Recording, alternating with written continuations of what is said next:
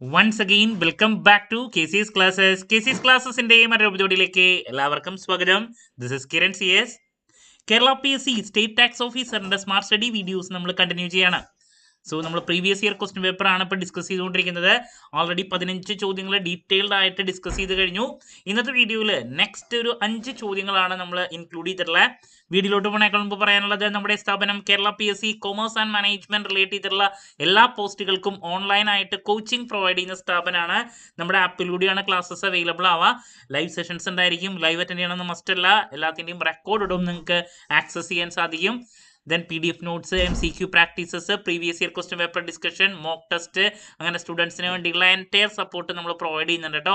So നമ്മുടെ ക്ലാസ്സിൽ join ചെയ്ത് പഠിച്ച് Kerala PSC commerce and management relate ചെയ്തിട്ടുള്ള പോസ്റ്റുകൾ ക്രാക്ക് ചെയ്യാൻ താല്പര്യമുള്ള സ്റ്റുഡൻസിന് ഡിസ്ക്രിപ്ഷൻ ബോക്സിലുള്ള എൻ്റെ വാട്സപ്പ് നമ്പറിൽ കോൺടാക്ട് ചെയ്യാം, ക്ലാസ്സസ് ആക്സസ് ചെയ്യാം. ഓക്കെ, സോ നമ്മൾ സ്റ്റേറ്റ് ടാക്സ് ഓഫീസറിൻ്റെ ക്ലാസ്സസ് ആരംഭിച്ചിട്ടുണ്ട്. എത്രയും പെട്ടെന്ന് തന്നെ നിങ്ങൾ നിങ്ങളുടെ സീറ്റ് ഉറപ്പാക്കുക. അപ്പോൾ നമുക്ക് എന്തെങ്കിലും വീഡിയോയിലോട്ട് കിടക്കാം. അപ്പോൾ ക്വസ്റ്റ്യൻ നമ്പർ 16 നമുക്ക് നെക്സ്റ്റ് പോകേണ്ടത്. ചോദ്യം ഇതാണ്: which of the following statements are true with respect to departmentalization of overheads? അപ്പോൾ ഡിപ്പാർട്ട്മെന്റലൈസേഷൻ ഓഫ് ഓവർഹെഡ്സിനെ റിലേറ്റ് ചെയ്തിട്ട് താഴെ പറയുന്നതിൽ ഏതാണ് ശരിയായിട്ട് വരുന്നത്? Number 1, allocation is the process of charging full amount of overhead cost to a particular department or cost center. Number 2, primary distribution means apportionment of overheads to production and service departments. Number 3, secondary distribution means a reapportionment of overheads of service departments to production departments. Statement 1 alone is true. Statement 2 alone is true. 1 and 2, then 1, 2 and 3 are true. നമുക്ക് അപ്പോൾ ഓവർഹെഡ്സിനെ relate ചെയ്തിട്ടുള്ളതാണ് ആദ്യത്തെ statement. നോക്കാം. Number 1, allocation is the process of charging full amount of overhead cost to a particular department or cost center. Correct അല്ലേ? അതിനല്ലേ allocation എന്ന് പറഞ്ഞാൽ ഉദ്ദേശിക്കുന്നതല്ലേ full amount നമ്മളൊരു പെർട്ടിക്കുലർ ഡിപ്പാർട്ട്മെന്റിലോട്ട് ചാർജ് ചെയ്യുമ്പോൾ അതിനെയാണ് നമ്മൾ അലോക്കേറ്റ് ചെയ്യുക എന്ന് പറയാം. ഓക്കെ, സോ ഫസ്റ്റ് സ്റ്റേറ്റ്മെന്റ് ശരിയാണ്. Then number 2, primary distribution means apportionment of overhead to production and service departments. അതും കറക്റ്റ് അല്ലേ? ഓവർഹെഡ്സിൽ നമ്മൾ പ്രൈമറി ഡിസ്ട്രിബ്യൂഷനിൽ എന്താണ് ചെയ്യുന്നത്? അപ്പോർഷൻമെന്റ് ആണ് ഓവർഹെഡ്സിനെ എന്ത് ചെയ്യുന്നു? പ്രൊഡക്ഷനിലേക്കും സർവീസിലേക്കും രണ്ട് ഡിപ്പാർട്ട്മെന്റിലേക്കും ഡിവൈഡ് ചെയ്ത് കൊടുക്കുക എന്നുള്ളതാണ് പ്രൈമറി ഡിസ്ട്രിബ്യൂഷനിൽ നമ്മൾ ചെയ്യുന്നത്. പ്രോബ്ലം ചെയ്യുമ്പോൾ നമ്മൾ ആദ്യം ചെയ്യുന്ന പരിപാടി അല്ലേ? Then number 3, secondary distribution means reapportionment of overheads of service departments to production departments. അതും കറക്റ്റ് അല്ലേ? സെക്കൻഡറി ഡിസ്ട്രിബ്യൂഷനിലല്ലേ നമ്മൾ സർവീസ് ഡിപ്പാർട്ട്മെന്റ്സിന്റെ ഫൈനലി എവിടേക്ക്? പ്രൊഡക്ഷൻ ഡിപ്പാർട്ട്മെന്റ്സിലോട്ട് റീഅപ്പോർഷൻ ചെയ്യുന്നു. സോ ഈ 3 സ്റ്റേറ്റ്മെന്റ്സും കറക്റ്റ് ആണ്. സോ ഓപ്ഷൻ ഡി ആണ് ആൻസർ വരാം. 3ഉം കറക്റ്റ് ആണ്. ഓവർഹെഡ്സിന്റെ കാര്യങ്ങളൊക്കെ നന്നായിട്ട് മനസ്സിലാക്കുക, പഠിക്കുക. So that's about question number 16. Okay, moving to question number 17. Which of the following statements are true? താഴെ പറയുന്നതിൽ ഏതാണ് ശരിയായിട്ട് വരുന്നത്? Number 1, work in progress in contract costing is equal to work certified plus work uncertified. Number 2, batch costing is suitable for pharmaceutical companies. Number 3, process costing is used in industries like mines and quarries. Number 4, companies engaged in rendering services like transportation, railways, etc. uses operating costing. 1, 2 and 3 are correct, are true. 1, 2 and 4, then 2, 3 and 4, then 1, 2, 3 and 4. ഇതാണ് പറഞ്ഞിട്ടുള്ളത്. നോക്കാം നമുക്ക് ഓരോന്നും 1 by 1 ആയിട്ട്. Number 1, work in progress in contract costing equal work certified plus work uncertified. Correct അല്ലേ? നമ്മൾ work in progress ചെയ്യുന്ന സമയത്ത് നമുക്കറിയാം അതിൽ 2 കാര്യങ്ങൾ കമ്പൈൻ ചെയ്തിട്ടുണ്ടായിരിക്കും. വർക്ക് സർട്ടിഫൈഡ് കഴിഞ്ഞതും ഉണ്ടായിരിക്കും, അൺസർട്ടിഫൈഡ് രണ്ടും കൂടിയിട്ടുള്ളതാണ് വർക്ക് ഇൻ പ്രോഗ്രസ് ആയിട്ട് വരാം. സോ ആദ്യത്തെ സ്റ്റേറ്റ്മെന്റ് കറക്റ്റ് ആണ്. Then batch costing is suitable for pharmaceutical companies. Correct ആണ്. ഫാർമസ്യൂട്ടിക്കൽ കമ്പനീസിൽ നമുക്ക് ബാച്ച് കോസ്റ്റിംഗ് അതിൽ ഒരു പെർട്ടിക്കുലർ ടാബ്ലറ്റിന്റെ ബാച്ച് നമ്പർ വെച്ചിട്ട് നമുക്ക് നമ്മൾ എന്ത് ചെയ്യുന്ന ഒരുപാട് ടാബ്ലറ്റ്സ് നമ്മളവിടെ പ്രൊഡ്യൂസ് ചെയ്യുന്നു, മാനുഫാക്ചർ ചെയ്യുന്നു. അപ്പോൾ ബാച്ച് നമ്പർ അല്ലേ? ബാച്ചസ് ആയിട്ടാണ് ഫാർമസ്യൂട്ടിക്കൽ കമ്പനീസിൽ പല ടാബ്ലറ്റ്സ് ആവട്ടെ പല പ്രൊഡക്റ്റുകളാവട്ടെ നമ്മൾ പ്രൊഡ്യൂസ് ചെയ്യുന്നത്. ബാച്ച് അല്ലേ, ബാച്ച് കോസ്റ്റിങ്ങിൻ്റെ കറക്റ്റ് ആപ്ലിക്കേഷൻ വരുന്നതാണ് ഫാർമസ്യൂട്ടിക്കൽ ബിസിനസ് എന്ന് പറയുന്നത്. സോ അതുകൊണ്ട് തന്നെ രണ്ടാമത്തെ ശരിയാണ്. Then process costing is used in industries like mines and quarries. അത് തെറ്റാണ്. നമുക്ക് പെട്ടെന്ന് പ്രോസസ്സും മൈൻസ് ആൻഡ് ക്വാറീസ് എന്ന് കാണുമ്പോൾ അത് ശരിയാണെന്ന് തോന്നും. ബട്ട് പ്രോസസ് കോസ്റ്റിംഗ് എന്ന് പറയുമ്പോൾ അവിടെ നിങ്ങൾ മനസ്സിലാക്കണം, ഒന്നിലധികം സ്റ്റേജസിലൂടെ മൾട്ടി സ്റ്റേജ് പരിപാടികൾ നടക്കുന്നതാണ് പ്രോസസ് കോസ്റ്റിംഗ്. ഇപ്പോൾ അവിടെ മിക്സിംഗ് ഉണ്ടാവും, റിഫൈനിങ് ഉണ്ടായിരിക്കും, പാക്കേജിങ് ഉണ്ടായിരിക്കും. ഇപ്പോൾ ഫുഡ് പ്രോസസ്സിങ്ങിലൊക്കെ ഈ പറയുന്ന പ്രോസസ് കോസ്റ്റിംഗ് സ്യൂട്ടബിൾ ആണ്. ഓയിൽ റിഫൈനറീസിൽ സ്യൂട്ടബിൾ ആണ്.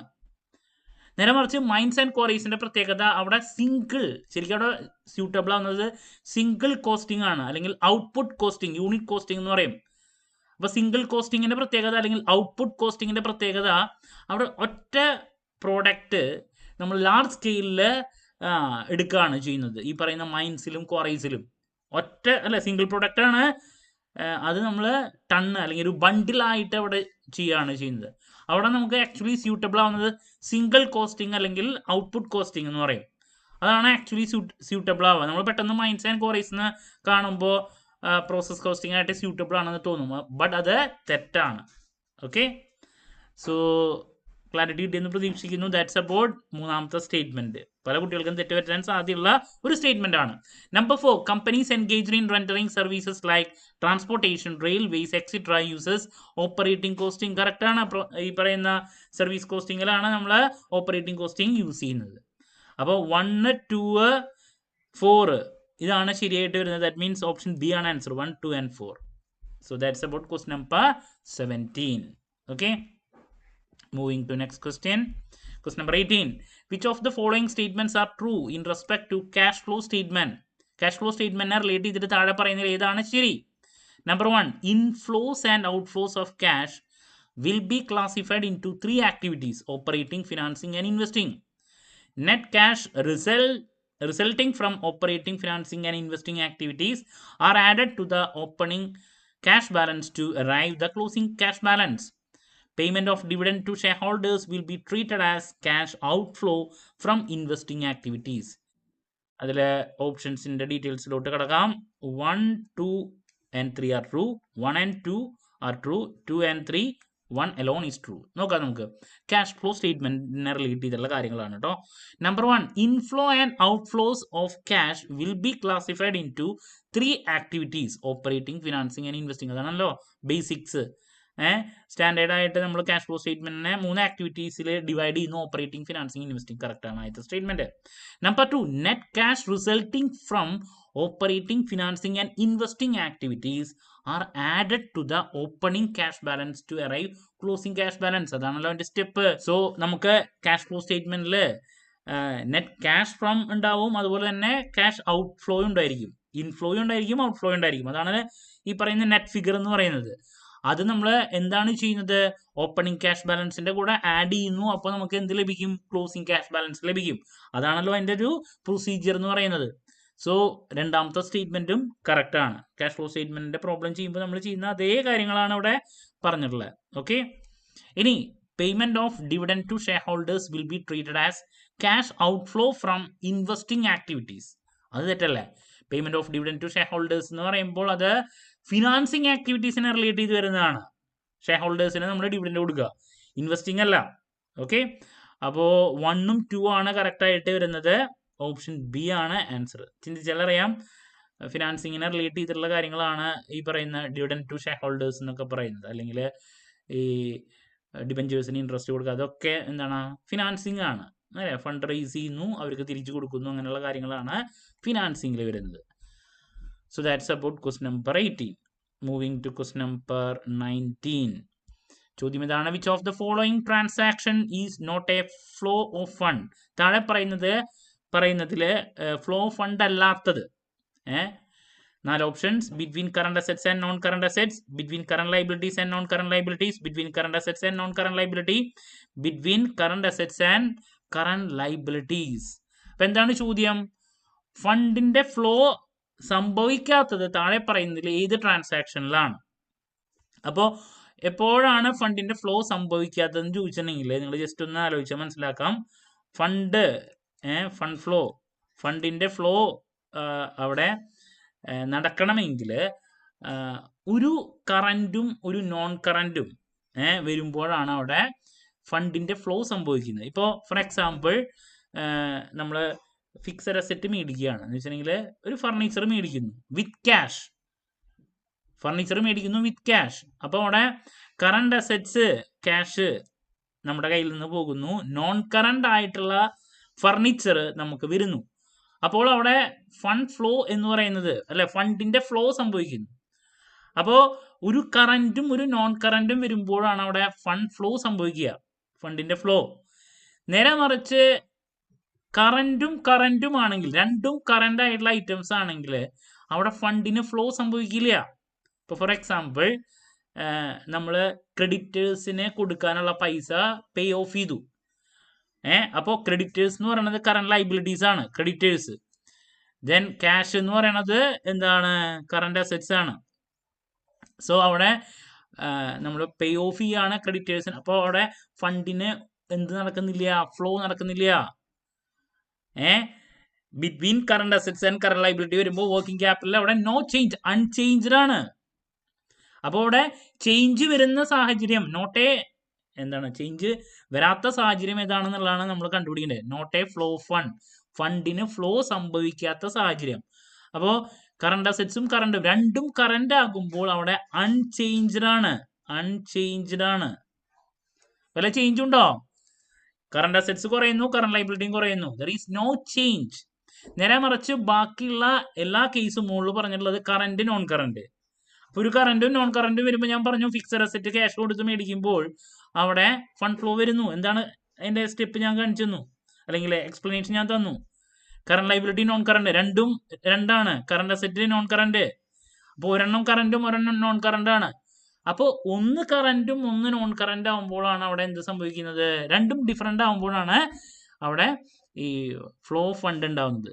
രണ്ടും ഒന്നാണെങ്കിൽ കറന്റ് ആൻഡ് കറന്റ്, ഇപ്പോൾ ഇവിടെ കറന്റ് അസറ്റ് കറന്റ് ലൈബിലിറ്റി അവിടെ എന്താ, അൺചേഞ്ച്ഡ് ആയിട്ടാണ് നിൽക്കുക.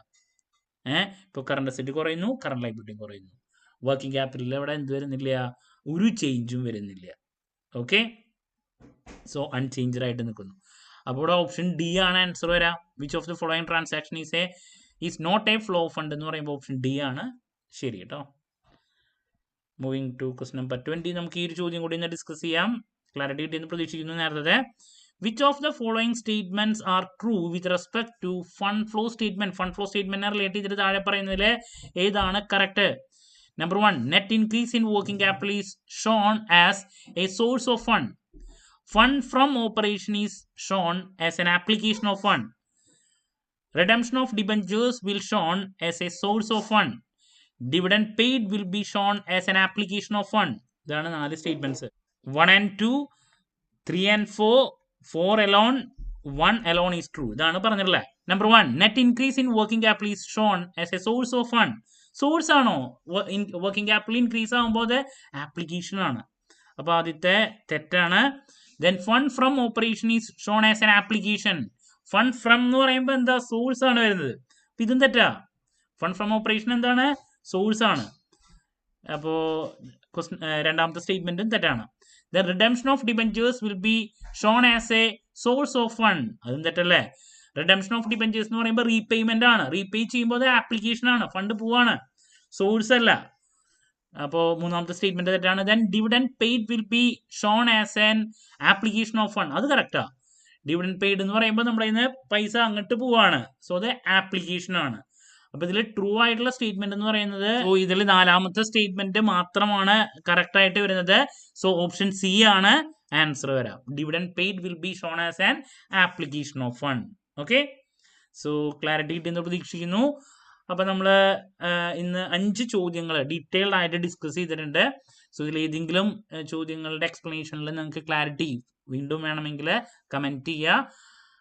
അതിനുള്ള മറുപടി ഞാൻ വീഡിയോസിലൂടെ നൽകുന്നതായിരിക്കും. സോ മറ്റൊരു വീഡിയോയുമായി വീണ്ടും കാണാമെന്നുള്ള പ്രതീക്ഷയോടെ നിർത്തുന്നു. This is Kiran CS signing off. Have a nice day. Thank U.